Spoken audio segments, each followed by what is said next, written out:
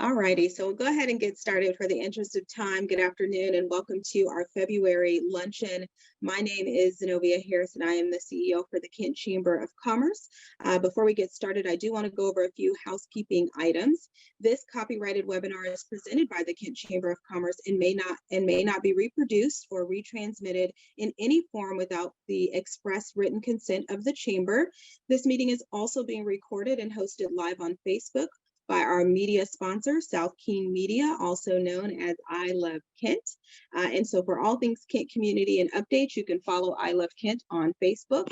If you are a member, they also have a wonderful advertising package for members. So you'll receive an email today. So expect that with your survey. Before we get started, I would like to take some time to thank our sponsors.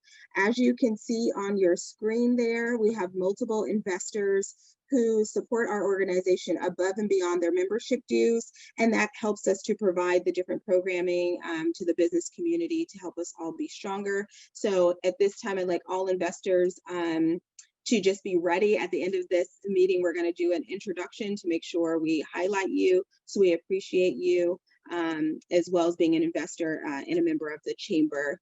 This year, our 2021 luncheon sponsor is Abbasina Hair and Beauty Clinic of Kent. So each month, they will be able to bring us tips and updates and specials and opportunities to learn more about their business. Abbasina has an array of different kinds of face treatments, various versions of body treatments, and a broad selection of hair products. They are Black-owned, women and minority-owned business located in downtown Kent, and they're on First Avenue. And today they're going to be doing have a 5-minute commercial here. So thank you so much to Abbasina Hair Beauty Clinic of Kent, who is our 2021 luncheon sponsor. And so now we'll get into the networking piece of all of this. We'll just do a quick roundtable introduction. When you see your name on the screen, just unmute your phone, give an introduction. Who's a perfect client for you, any specials you're running, anything we need to know about your organization, etc. So before we get started, we will start with our 2021 luncheon sponsor. Charlie, are you and Minnie here? Great, thank you for the introduction. I'm Charlie Schmidt. I'm the operations and HR specialist for Abbasina Salon and representing Minnie, our owner. And we're on First Avenue between Rafiki Restaurant and Wild Wheat in the Harmon Rice Building.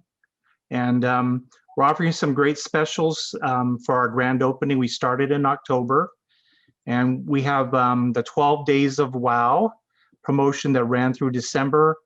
And actually those specials run through the end of February. So book online or give us a call, and you can look us up either on Facebook or on our Kent Chamber webpage for our contact information. We treat everyone's hair, men and women, children, all races, all types. Minnie and her stylists are committed to providing that wow, standout hair and beauty experience. And she looks at it as being therapeutic as well as clinical.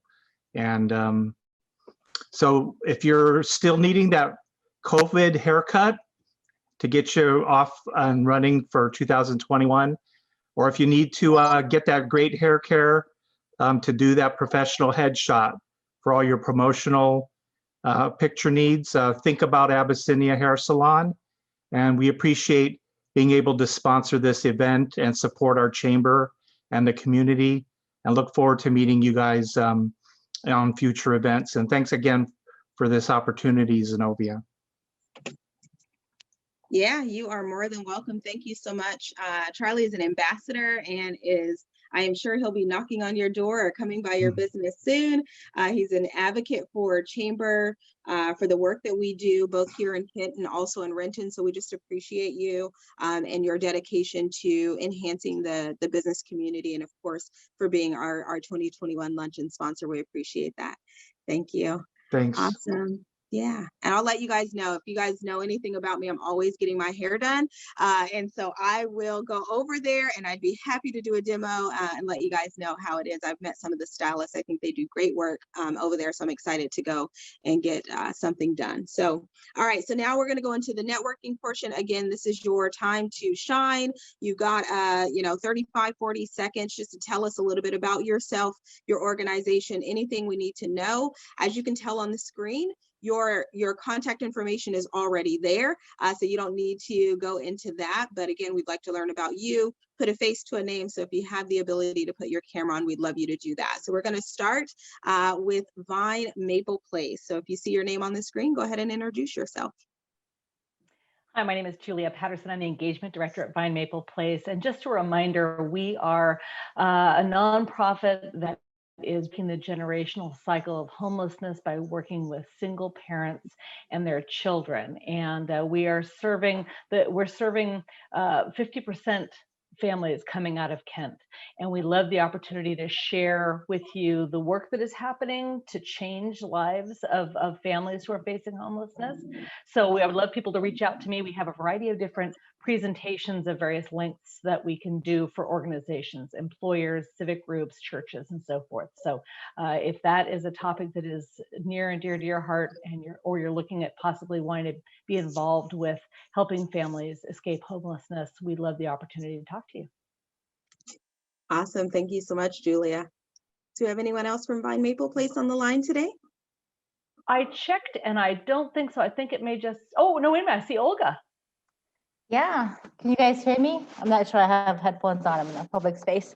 Yeah, my name is Olga, and I am an employment and wage development specialist here. So we focus on providing resources and training for our clients to get to a higher wage and stable, livable wage employment. So more than just getting a job, but getting a higher wage, stable job for securing a better future. Awesome. Thank you so much for the work Thank you all are doing. Yeah. All right. Next up, we have Kent Station. Do we have anyone from Kent Station on the line? Hi guys, I'm Cynthia Boyd. I'm the marketing manager at Kent Station. And let's see, a couple of things we have going on. My assistant is helping me put together these swag drops that we've got going on. So keep an eye on our Facebook. We've got these goodie bags full of really cool stuff. And then I think we have 10 of them all together in February. So it's just kind of a fun promotion we've got going on. And if you find the bag, you get the stuff in it. So that's cool. We're gearing up for Easter. Got a couple of things coming up for that. So keep an eye out. And then the exciting news is that AMC reopens tomorrow. So that'll be really good. Yeah, I'm so excited for that. So now's a great time to take a poll. We were thinking about doing like a private movie party over there at Kent Station. So thumbs up either on your screen so we can take an actual shot of that if that's something you'd like the chamber to do. We have some really great movies. I think it'd just be really fun to get together and all of that. So raise your hand. We'll kind of take a post of how people are feeling, but we definitely want to support our partnership and our sponsors. We love Kent Station. So awesome. Thank you. Yeah. Thanks. Yeah. All right. Now, do we have anyone on the line from Kiwanis Club of Kent? I don't see Miss Vivian on the line, but it's always a good day to be a Kiwanian. They have a variety, just like your Rotary Club. They have a variety of different clubs here in the city of Kent. If you want some information, it is there on the screen. You can contact Vivian Burns. I want to say that they are the club that meets at our favorite little downtown restaurant here, breakfast place on Meeker. Maggie's. Thank you, Maggie's. And so they meet, I believe, on Fridays. I'm sure they're doing it virtually now, but Maggie's is back open. So more information, you can contact Vivian Burns. The next person here is Republic Services. Do we have Jeff here? City of Kent, or even in Covington, you know who Republic is. They are your trash receptacle company. They just actually did a webinar on recycle, which was really informative, believe it or not. We had a lot of requests for them to come back. So Republic Service will be coming back to talk about the recycling and the importance of recycling and what it's doing to the community and the earth and all of that. It was absolutely fantastic. So any information you have, you can find Republic there by telephone, or you can find them on the link on the kentwa.gov website as well. Dr. Natalie Ellington with Eileen's and Callie's Place. Hello all, this is Natalie Ellington, Executive Director and founder of Eileen and Callie's Place. We support young ladies that have aged out of the foster care system. Right now, we're really believing that by July, the restrictions will lift and we can once again host Celebrate 18, which is a birthday party for 100 girls aging out of foster care, turning 18 this year, with the idea of connecting them with mentors. In addition to them having access to full makeovers, we have several service providers that are there. We have tons of gifts, and really just a time to let them know that they're special, they're cared about, and they're loved. We also this year are planning on opening the first home, which will house 4 to 5 of the girls that are aging out, giving them an opportunity to get on their feet and into that transitional stage of acting and managing adulting. Thank you. Awesome. Thank you. I'm so excited. We can't wait to come over and cut the ribbon with you guys. I'm so excited. It's such a needed service on so many levels. So, all right, BBSI.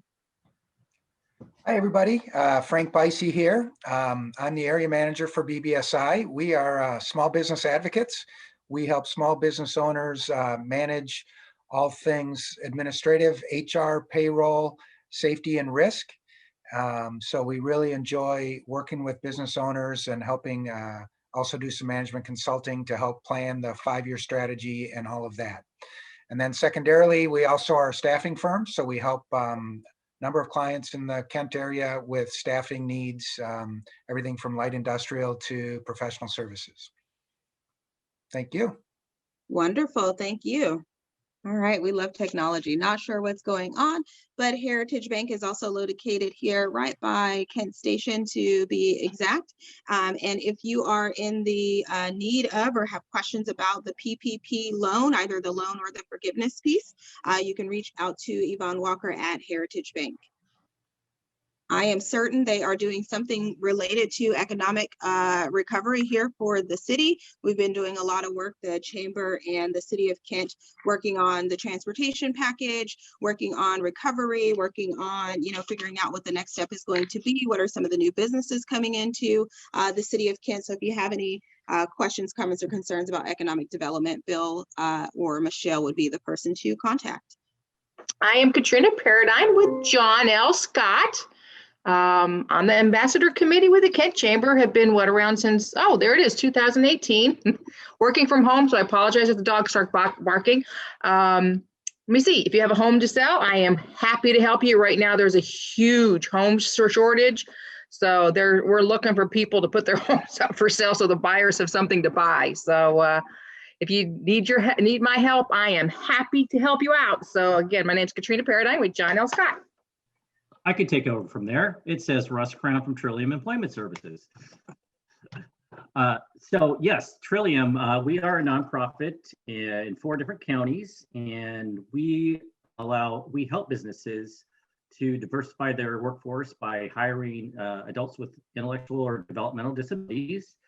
And we provide support to the individual to make sure that the job start is a success.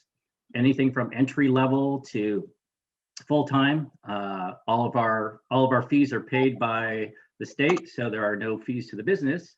And speaking of Kent Station, I just went off the top of my head, and we have people at AMC, Panera, Mod Pizza, Trappers, and Agave. And hopefully, with the restaurants reopening, we'll get these guys back off of furlough. So, any help with your staffing, let us know. My name is Jessica Stewart. I'm the director at Outpatient Physical Therapy here in Kent, which is located just across the street from IKEA. Some people will argue that that's still Renton, but we do have to go across the street for that. So We do physical therapy, occupational therapy, and massage therapy here. We do have 8 locations in the South Sound region. But yeah, we're here to help you with any ailments that you might have, and we're also socially distancing where possible and following very strict protocols with PPE. So if you guys have any questions, please don't hesitate to reach out. Well, good afternoon, everyone. My name is Dave Upthegrove. I am an elected member of the King County Council, serving much of Kent. County government does 2 things. We are the local government in the areas where there are no cities. And then we also provide regional services. And that I describe that as we do the things that don't make sense for cities to do on their own, like bus service, solid waste disposal, wastewater treatment, and importantly, public health. And as you know, the first death in the nation from COVID was here in King County. And public health departments at county levels are the front line of defense. So our focus this year really has been on protecting the health and safety of seniors and other vulnerable populations while trying to get our economy reopened safely as soon as possible. And so thanks for letting me join you. Good morning, this is Judy Griffin. I'm sure many of you have heard of Amazon. In addition to the well-known e-commerce platform, we have quite a standing in delivery and logistics, manufacture several devices and services, and then through AWS, Amazon Web Services, provide cloud computing resources for many businesses. We're super excited to take a more active role in the chamber this year. Amazon is passionate about supporting small businesses and helping them succeed. So you'll be seeing a lot more of us. I have Ashley B here as well. She is a leader in we call it BFI 4, which is the big fulfillment center that you see on 212th in Kent. Ashley, do you want to say a word or two? Yes, I'll just tack on to that. My name is Ashley B. I support the senior operations here in Kent at the Fulfillment Center. But one of the things that I'm most passionate about is the work that we do with our Women in Operations Affinity Group that supports the entire Pacific Northwest region. Our goal is to create a professional network that really bolsters the career of our female population and educates the population of whole in the operations department. And as Judy alluded to, really excited about the partnership with the Kent Chamber of Commerce and strengthening that alignment as we move forward. So thank you for the time today. I'm looking forward to connecting with many of you all on the call as well. Thank you.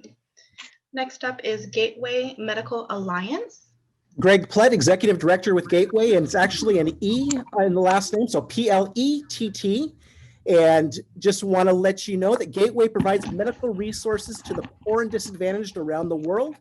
Last year, we sent over 200,000 pounds of surplus medical supplies around the world to help the poor and disadvantaged. We have our 125th and 126th container ready to go out of our warehouse this next month. And we have opportunities for volunteers to help out, or if you have surplus medical items, whether it be medical supplies from a medical clinic, or even just a walker, a surgical boot, crutches, any of that stuff, we can take that and bless somebody with that. So thank you for having me today. All righty, so that was the last of our networking. And so I appreciate you guys doing that. Again, this is something new that we're doing because we're not able to get together in person. I think it's important to put a face with a name. And so now is a great time to connect with folks. You're welcome to put your information also in the chat. But I appreciate that, and I appreciate you all being here today. So now what I'd like to do is introduce our 2021 Chamber President, who is Julia Atwood. She is the COO and partner at Shannon & Associates.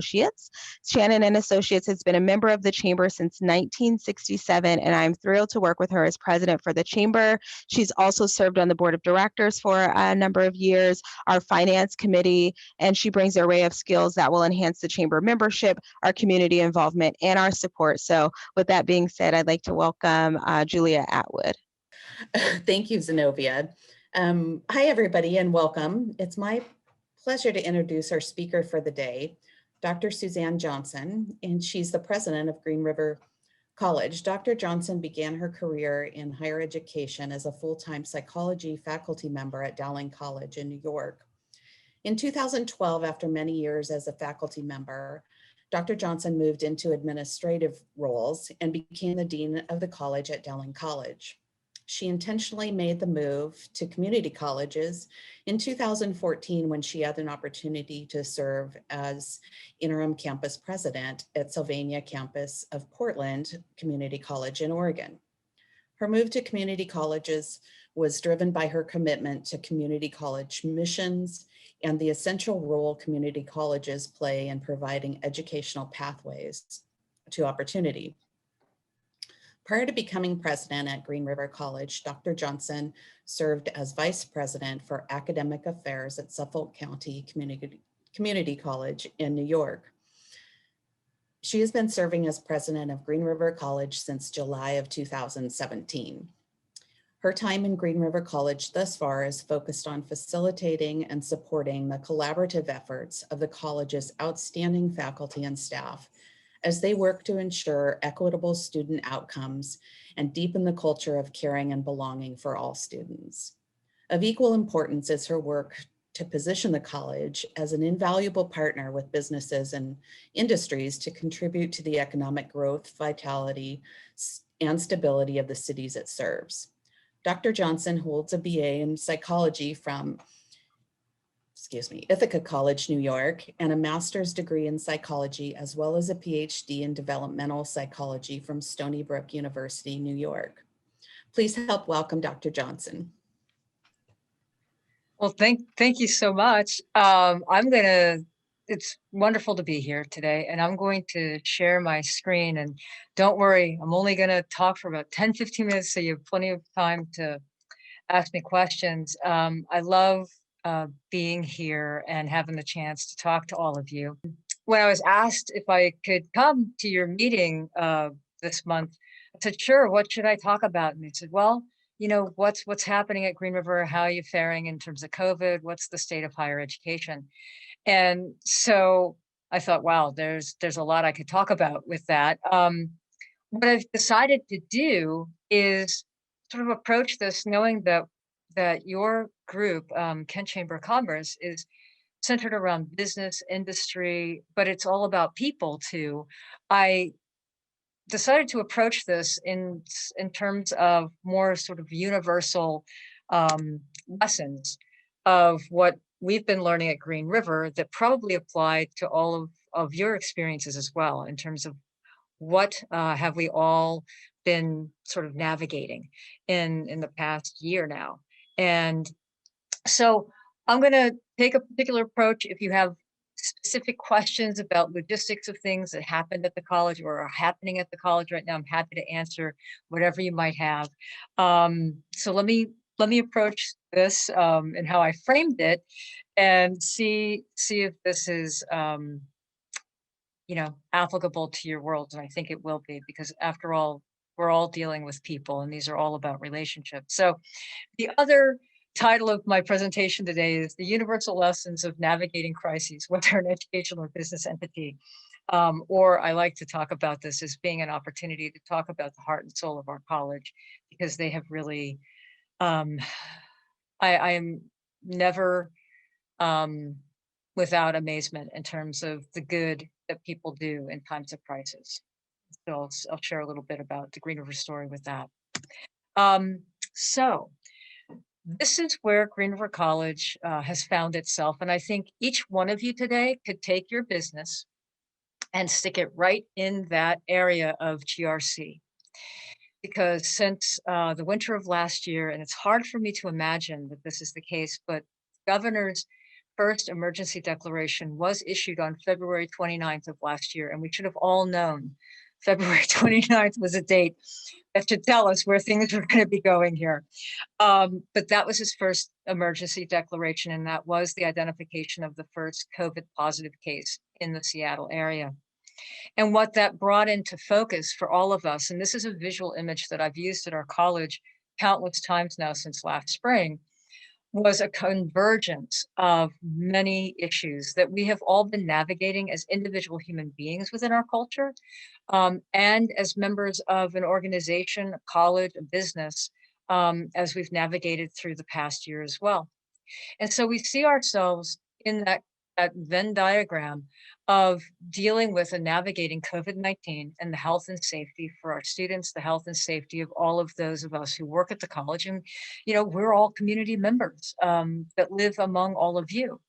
We also have the economic impacts and the financial security issues that, again, each individual has had to be navigating, worried about, and so on as a result of COVID-19. And of course, what any crisis does is it reveals things that were always present, but makes them even more visible. And so the racial injustices, the equity and social justice issues that we have within our communities and within our nation became even more prominent. And in the context of a very specific educational example of this, we talk about the digital divide and what has differentially impacted our students with low income and living in poverty, and those who live in areas that are not connected to the infrastructure of the high-tech world of an internet.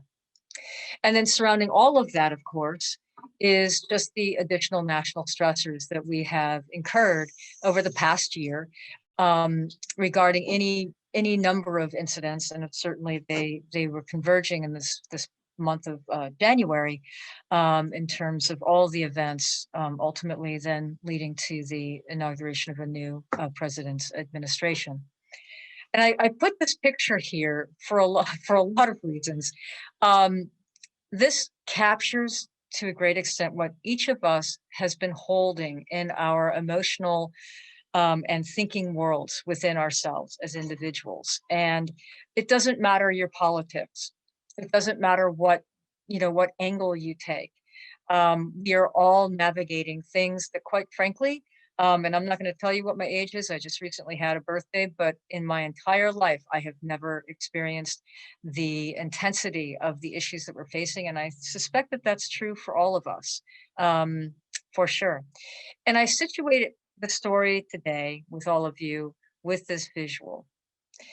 When we think about a college, of course, we focus on our students and what our mission is as a college. And this is Green River College's mission. It has been the mission statement for a number of years. Green River College currently is in the process of building our new strategic plan for 2021 to 2026. And some of you I know in our Kent world has been participating in feedback and information in regard to that. And so when we think about a college, we always think about, okay, what's the college's mission?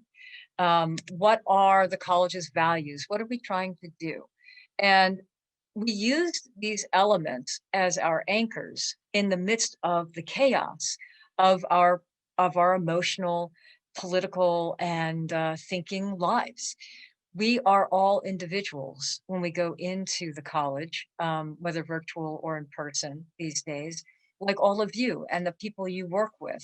And we're all navigating these stressors. These are, without question, stressful times. And so we've used the college's mission and values as an anchor for everyone who's working at our institution, because we have to take care of our faculty and our staff so that we can be the best college for our students. And so last spring, well, actually kind of end of winter, early spring, I helped frame for the college things that we could control and things that we could not control. And why we would be, why it would be to our advantage to focus on our mission and our values as our anchors as we navigated through all of the stressors. So I've framed for the college over and over again, we're not able to solve the COVID pandemic, right? But we can participate in making it less by following, health guidelines and listening to science. We're not able to solve the economic impacts that COVID has compelled to happen around us, but we can focus on how we can ensure better futures for our students economically. We can't erase the history of our nation and the implications of racism that were elements of our culture and that we're still grappling with. We're not able to solve or quell the stressors occurring in our country. However, What can we do? What can we focus on in terms of our controlled aspects of what we can do? We are a college. We provide high quality degrees and certificates and transfer pathways. And by providing those and making them the best they can be, we are securing the futures of tens of thousands of people. And I'm not exaggerating when I say tens of thousands. We have this year around a little over 16,000 students that study at Green River. Green River has been in existence since 1965. So when you do the math, I could probably use a larger number than tens of thousands, but we are the conduit to the American dream. Our community colleges educate 337,000 people in college in the state right now. And most of them come to us because we are the affordable, high quality option for a better economic mobility and an economic future for them and their families. So we can focus on that in terms of what we can control. So we are a brighter future for our communities and our nature in our nation. Our communities absolutely need Green River College, and our nation needs more colleges like Green River. So we've used this crisis time as a moment of definition, not that we'll be controlled by these events, but this is our defining moment. This was and is our opportunity to do our best work together. We are not going to let this define us or control us. We will absolutely use this as our fuel for our greatest work together. And the stories that I have to tell you today, I hope illustrate exactly that.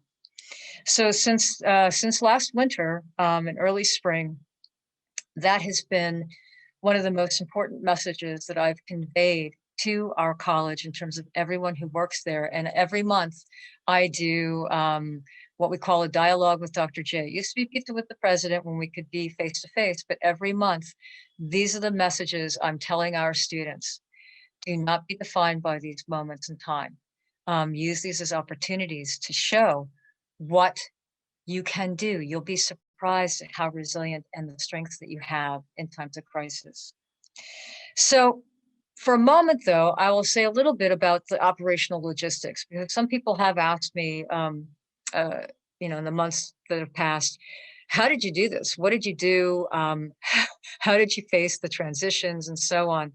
And I'm happy to answer questions after I'm done with the slides in terms of particular interests that you might have. But for me, one of the most pivotal times, which I will never forget in my career, and it's 30 plus years in higher education, really hone in on nearly a year ago, between February 29th, when that emergency declaration occurred, and March 6th, which was just that 1 week. Because Friday, March 6th is a time when I will never forget it. And I know everybody that I pulled together in emergency operations meeting won't either. And what happened in that week's time, and it actually, when I was preparing this presentation, when I thought back and all the things that happened when we saw that initial emergency declaration, and then the time that we moved everything to remote operations, I thought it had been much longer time period. But in actuality, it was literally 1 week, and that kind of blew my mind.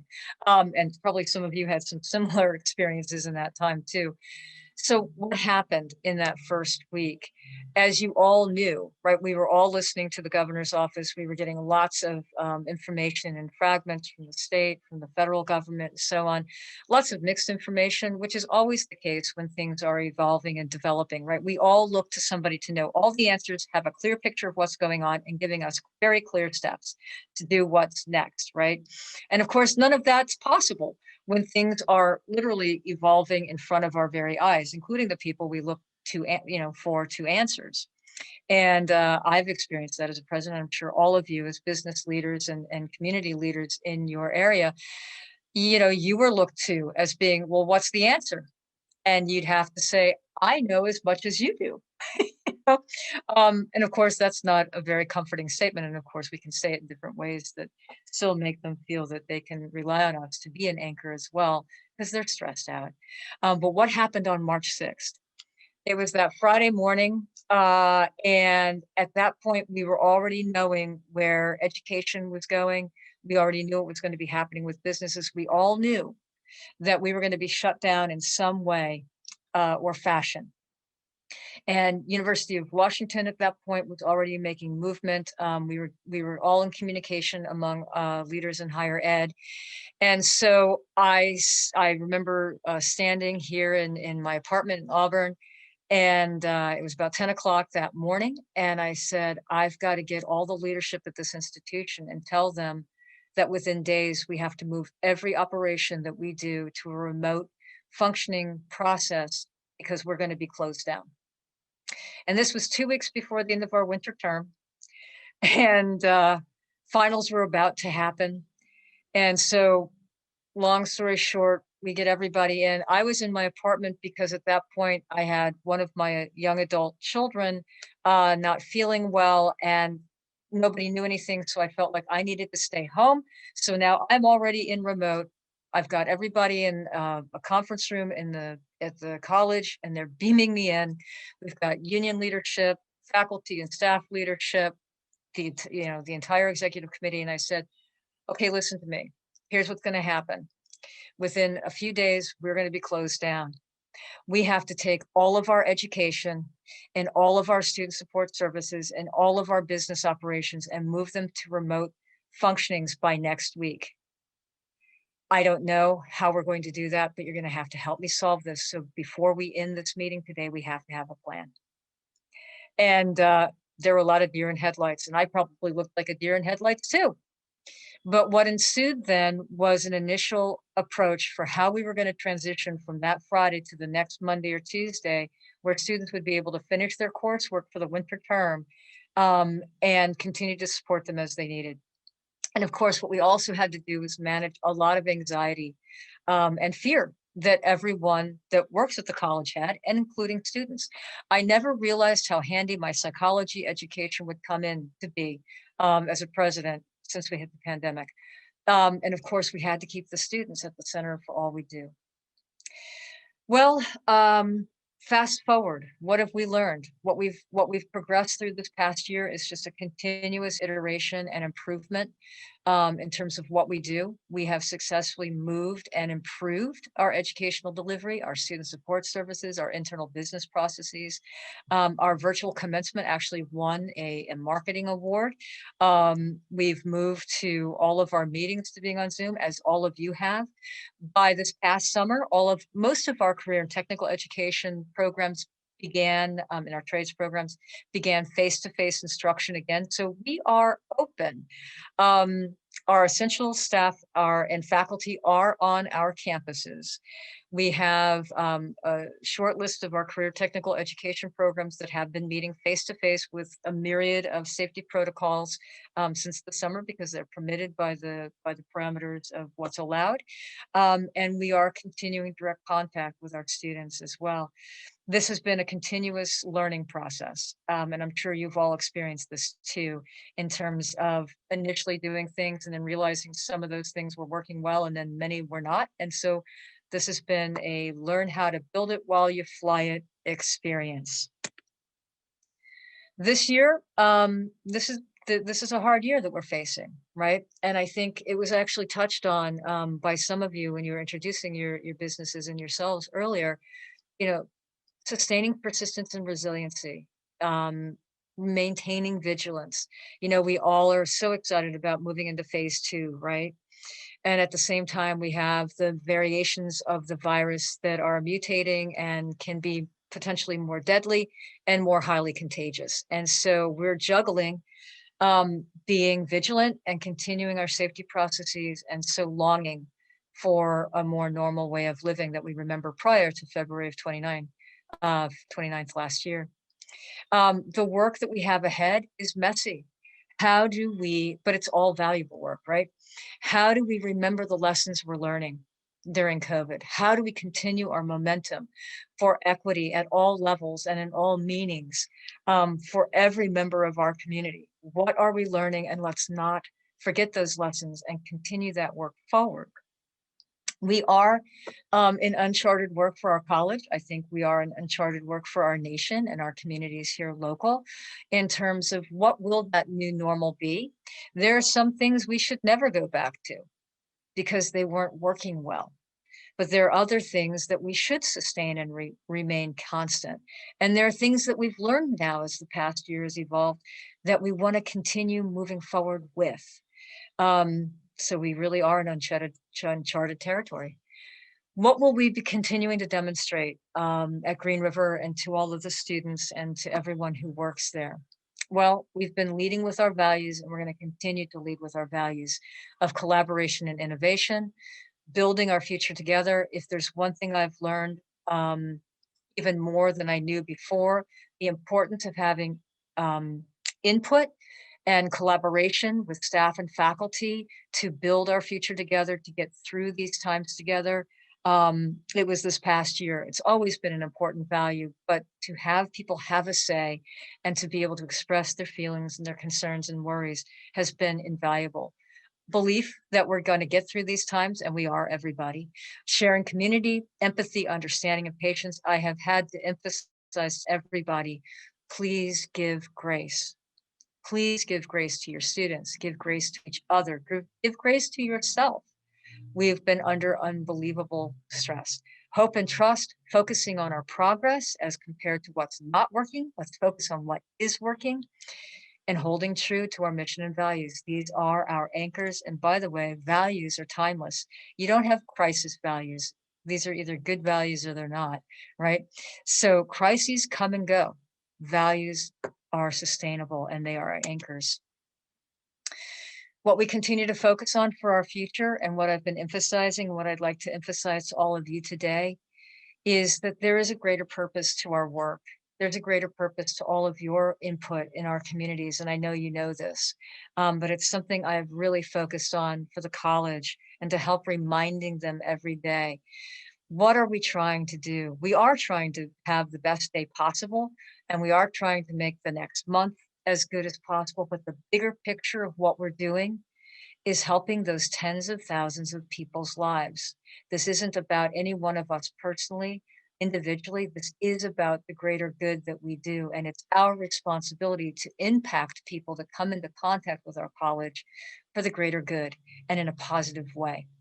So I've kept saying to them, let's remember, when we look back on these times, which will happen, we can look back and say we've left the college in a better position than when we arrived or before COVID happened, and we made a positive difference for tens of thousands of lives.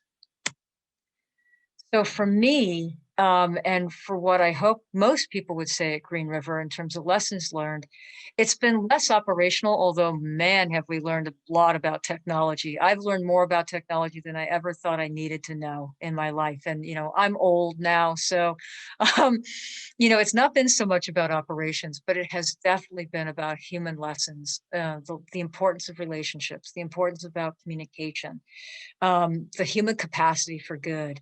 And I think these are universal lessons that whether you're a business owner, whether you're leading a college or you're in a position at some particular business or so on, you know, leadership isn't about a title, it's about influence.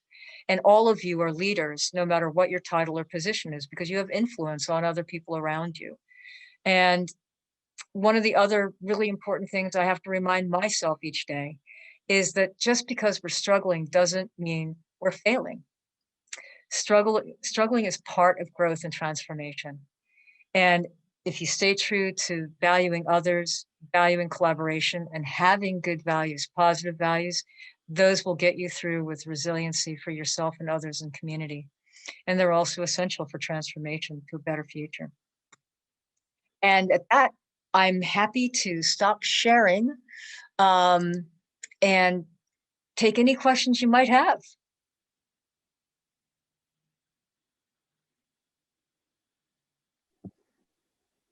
Hello, Kent Chamber.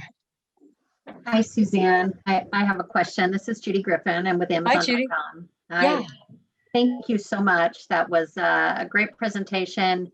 And you really captured, I had a similar experience that week in March where everything changed. And like you said, I think everybody will remember what they were doing, how that came together, and just the unbelievable pace of change that we experienced that week.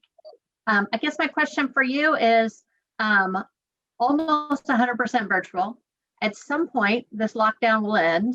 Yes. Is it ever going to go back to the way it was? Or do you think, is it always going to be some kind of hybrid? I'm a huge fan of in-person learning, but I see how effective virtual can be and how the access to it can be great for a lot of people. But where do you see that landing when this is over? Yeah, great question, because boy, there's all kinds of speculation about what education will look like post-COVID. And I think you're hedging into, this is the genius of the and, right? One of the greatest, I think, discoveries that took literally overnight to have happen at a college, which I can guarantee to you would have taken years of debate and arguing if necessity had not borne out, was the realization that we can deliver any kind of course online successfully. And why that's important is because as much as my background is in developmental psychology, so child cognitive development and human learning was one of the things that I used to teach for so many years. There are tremendous advantages to in-person learning. And as much as technology advanced, our human evolution and our human needs in terms of how our brain works does not change as rapidly as technology. So I know lots of people like to do sci-fi ideas in terms of what human learning is going to be like. Our biology is going to lag us. So we benefit from in-person education whenever possible. We are social animals. And so there are many students that quite frankly said, I'm not doing remote learning. And, our enrollment is down about 15%. It has been since the start of COVID in terms of that spring term, but we're holding steady. A lot of those students said, we're just not doing this. And until we can learn face-to-face, we'll check back with you. But I think about the older learner in our community, the adult learner who is in relationship with family, with job, and so on. And I've said to our college, it doesn't matter what kind of fantastic program we have that we're offering, even if it was offered in the evening, people can't get to the location.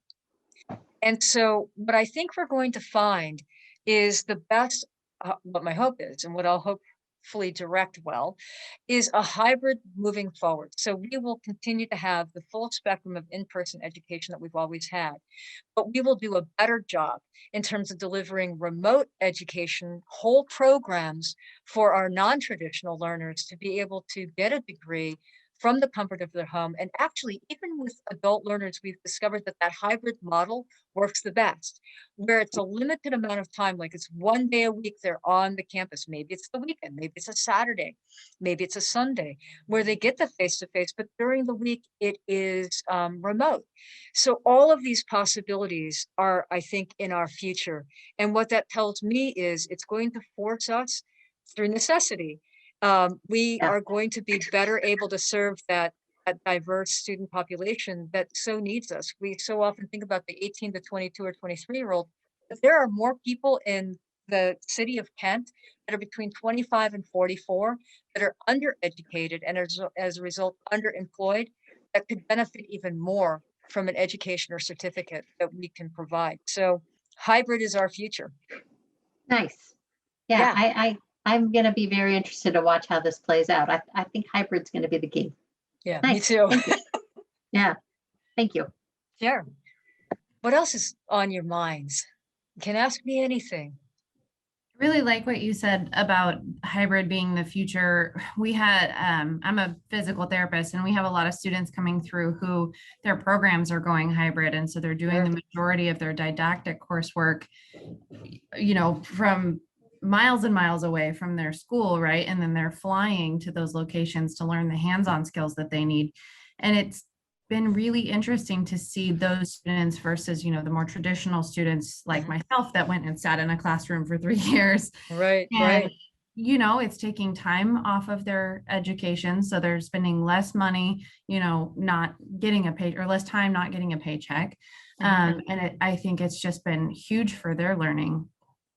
But yeah, and this is an interesting thing where we learn, and it gets back to one of my strategies of trying to help people focus on the positives, what we're learning, and the assets that these challenges have provided. Because all humans, we're negatively biased, by the way. You know, we're all inclined to say things in the, what, this isn't happening, or this is a problem.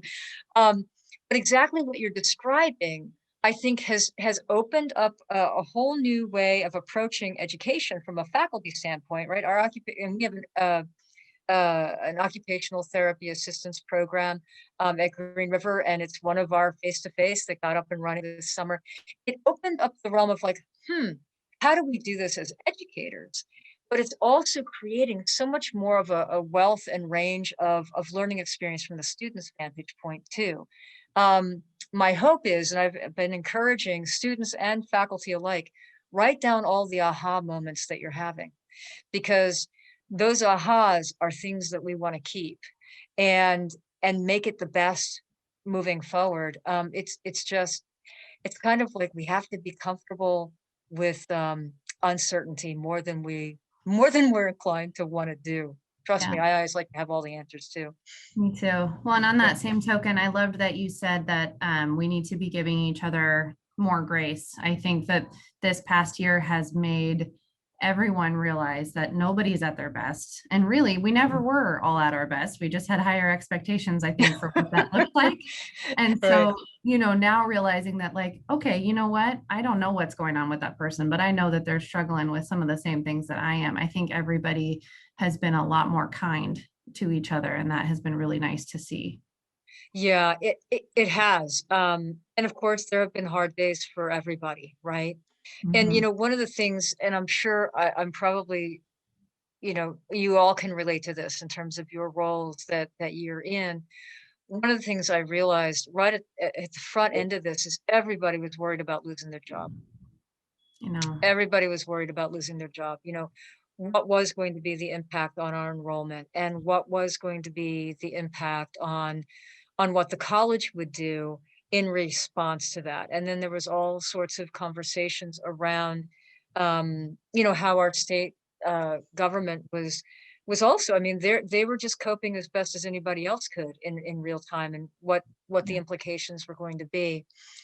And I realized pretty quickly that I needed to say some things that could reassure our staff, that would reassure our faculty and staff. And what I realized two things pretty early on, and it was I will tell you, and you know, sometimes you just go with your gut, right? And you hope that you can make it okay. Because quite honestly, look, the college finances have suffered. You know, for me to say, oh, everything's okay. No, it's not okay. I'm sure you've read a lot of things. Your businesses are struggling.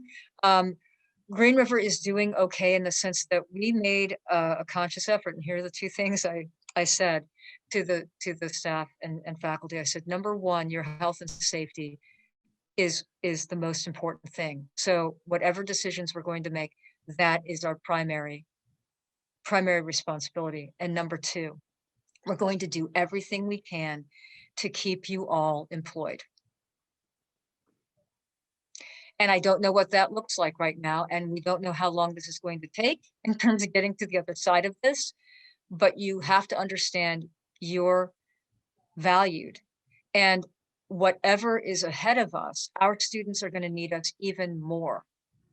So the idea that because we have fewer students, we need fewer of you, I think is going to be wrong. And this is where I was kind of going with my gut. And boy, I was right. I think it's going to take us longer to support our students. I think it's going to be harder to educate and teach our students. I think our students are going to need more supports than they did when they were face to face. And we've got to figure out how to do that. Absolutely. And we already didn't have enough employees to do what we were doing well when we were in person. So I took that risk, and what that has led to is, and I'll be quite honest with you, we are utilizing some of our, you know, what I'd call our savings account, some of our fund balance to keep our employees whole, because they are doing every bit of a full-time job plus some, because it's remote. But it is burning some of our, you know, sort of savings account. But you know, but here was the issue that I ultimately said to everybody, you know, what's a savings account? A savings account is for the rainy day, the disaster. I don't know, and I could go back to the Venn diagram if you all want me to. If this isn't a rainy day, what is? Absolutely. You know, I suppose we could throw an earthquake in, but I hesitate to say that out loud because, you know, it could happen. But with that, we have a wonderful board of trustees, and I went to them in terms of what was happening, and I just said, I think this is a time we have to invest in our people. These are people who live in our communities, and they are supporting our students. And so let's put people first. Let's put our students first. Because if we put our people first, we are putting our students first. And thank God that's worked out okay. But I am really hoping for us to, by the summer and for the fall, to be back face to face, because we will not be able to continue running through our savings, so to speak, for an indefinite period of time. We're fine. We're okay. Yes, we're looking for our legislature to double down in their investments for higher ed, because again, community colleges are the colleges that serve the people who need higher ed even the most, more than others.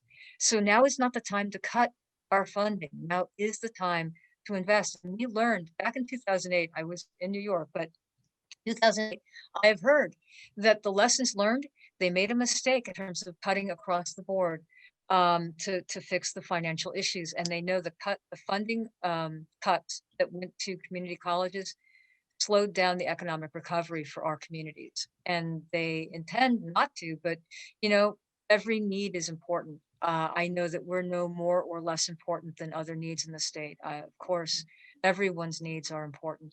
But I'm making a compelling case to now is the time to not repeat a mistake and reinvest. We've invested in our people to invest in our students.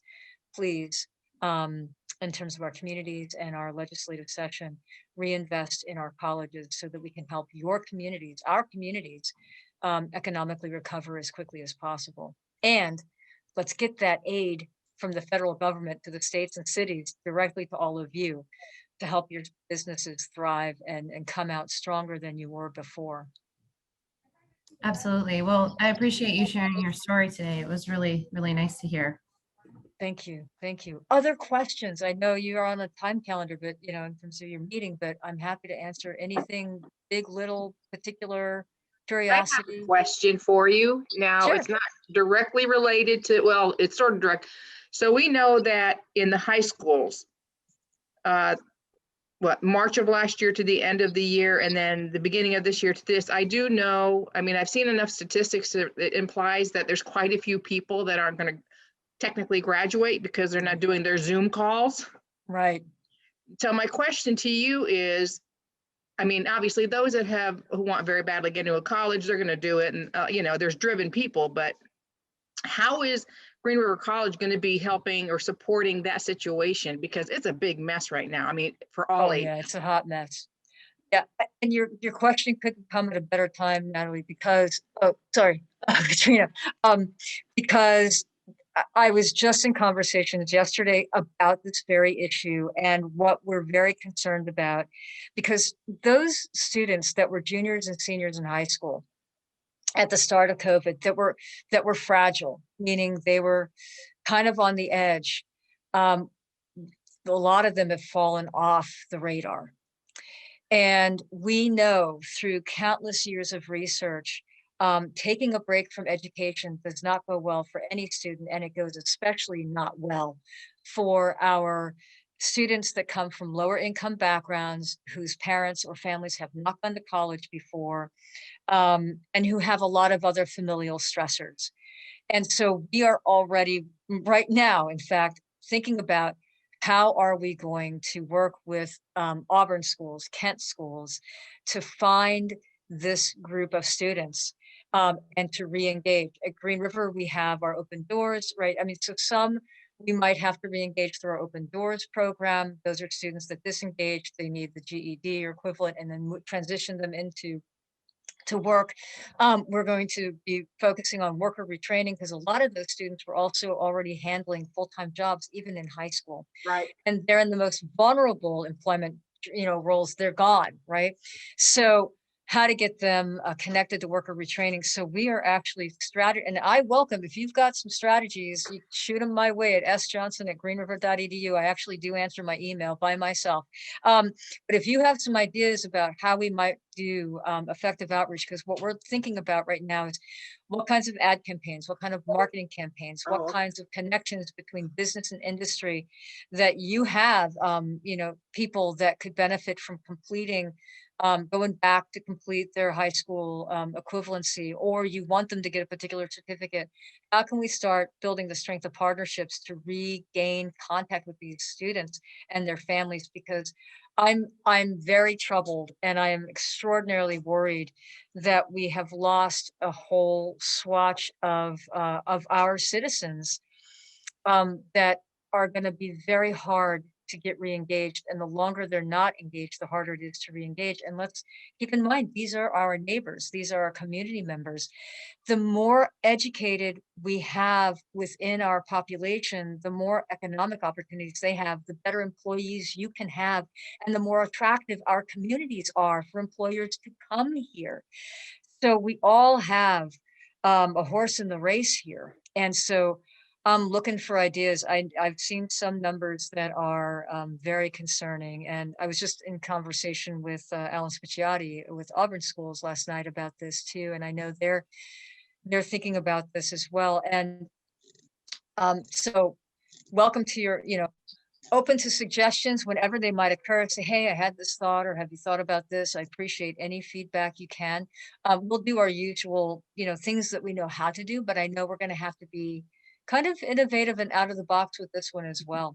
Yeah, and the languages that we need. You're going to have to be really innovative to get those parents to even give it to the kids, or the kids to bring it to their parents. So. Well, and we've got 187 languages to contend with as well. Yeah. So good luck. Thank you. We're all in this together, and like with every crisis, right? With every crisis, there's opportunity. So how do we take this crisis and make this an opportunity where we do better? Yeah. Right? Yeah. Other questions, curiosities that you might have? I have Dr. a quick question. Johnson. Sure. Oh. I'm sorry, I just cut somebody off. I apologize. That's okay. I have to hop off the line really quick. So I did just want to express my thanks to you from the chamber, from the board. Julia is going to wrap this up for us once everyone's done with their questions, but I didn't want to leave without saying I appreciate you. And, you talked about it a little bit, but number one, the chamber is willing to, come together and work with you on some ideas on how are we going to fix this problem, because we're talking about equity and you touched on it a little bit, right? And so we know the students that were already falling behind and the students that we're assuming now have fallen off the cliff. Is there anything that Green River is doing about the faculty and bringing in faculty of color, bringing in people, right? Because those are some of the things that I believe is going to help close that gap. We all know when people see people that look like them, sound like them, they are more, amped to follow that. Yes. So is there any work that you guys are doing related to that? And I'd like to hear a little bit about that. Great. And thank you for offering that up to me. As I mentioned, Green River College is currently in the process of writing our next strategic plan, and it will be completed by June and hopefully adopted by our Board of Trustees. Equity is our strategic plan, and our goal is to be an equitable college for all who study at Green River College and for all those who work at the college. I just was addressing the strategic plan steering committee the other day, and I said, with every single piece of ideas that you put down on paper now that you're in the drafting phase, I want you to ask 2 questions. One is, how does this advance equity at this college? And the second question is, how is this breaking barriers down for our students? Right now, I'll also tell you at Green River College, we have a task force I convened called a task force for equity in hiring. We're working hard at removing bias, unintentional, unconscious to a great extent. We are moving forward to becoming a truly equitable institution at Green River. That takes many forms, and it does include a more diverse employee group. of all categories, faculty, staff, and administrators. And it also involved a reexamination of our curriculum. And it also requires that we look very hard at the disaggregated data, the breakdown of data in terms of what our students show us in terms of their persistence and retention and their ability to succeed. I am a firm believer that anyone can learn anything given the right conditions, period. That is an equity statement. And I've challenged the college to embrace that, because if they don't believe that, what are they saying? Right. And so we are on the hot trail of working rapidly in terms of equity. This is not something we're going to frame around our strategic plan. Equity is our strategic plan, because, you know, if we get equity right, all the other things that we do, how we help transfer students, how we help place students in technical career paths, how we recruit people, everything will fall into place. Equity is the foundation and the work of our future for Green River College. Well, thank you for answering that. I appreciate you. And so I should have had you on as a speaker at our women's conference next month. I just think that you are so inspiring, and the work that you guys are doing is wonderful. You definitely have a challenge on your hand, but whatever we can do here at the chamber. So I appreciate you all. And if anyone's joining me in New York City here in about 15 minutes, that's where I will be. Thank you so much. Well, Julia. Thank you. And just want you all to know that the success of our communities is the power of partnership. So however we need to move forward, whatever ideas you have, please connect with me. I'm sorry, Ashley B., I think you had a question. If you want to connect with me another time, because I don't want to back your session up here, happy to talk with you. Again, my email is sjohnson@greenriver.edu. And I so appreciate the opportunity to talk with all of you today. We're in this together, and we all have very similar challenges. Together, we will make our communities strong and vibrant and provide opportunity and mobility for every member of our city of Kent. Thank you.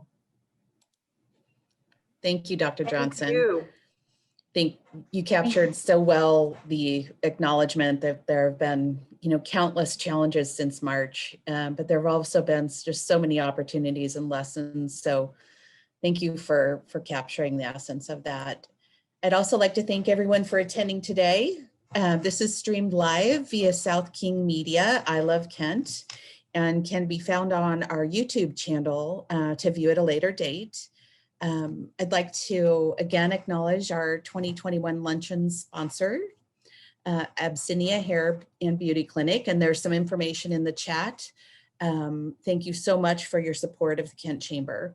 I'd also like to thank our gold, silver, bronze, and copper investors who are on the line today, and that would be Amazon, the City of Kent, and Green River College. Thank you for your investments. One more thing before I go. I'd like to tell you all about a few upcoming events. Your Chamber, Your Vision is your opportunity to provide the Chamber with valuable feedback on how we can assist you in your business. And that's held the last Friday of every month, and you'll get an opportunity to share your thoughts with the facilitator. So we'd love to see each one of you at some point on one of those Fridays. There's a workshop being offered by Easy TV Spots on how to effectively use video to promote your organization. That's on February 25th at 9. There is a registration for that. And our next member luncheon, I believe, is on March 4th, and it'll feature Mayor Ralph with the State of the City update. And next month, we're really excited to partner with Cafe Pacific. So if you'd like a lunch to go, we'll be sending out a link with the luncheon registration. You can order a lunch for pickup at the Chamber, help support a local restaurant and caterer. And so that'll be available. And please remember the Chamber is here to serve you. Please reach out anytime.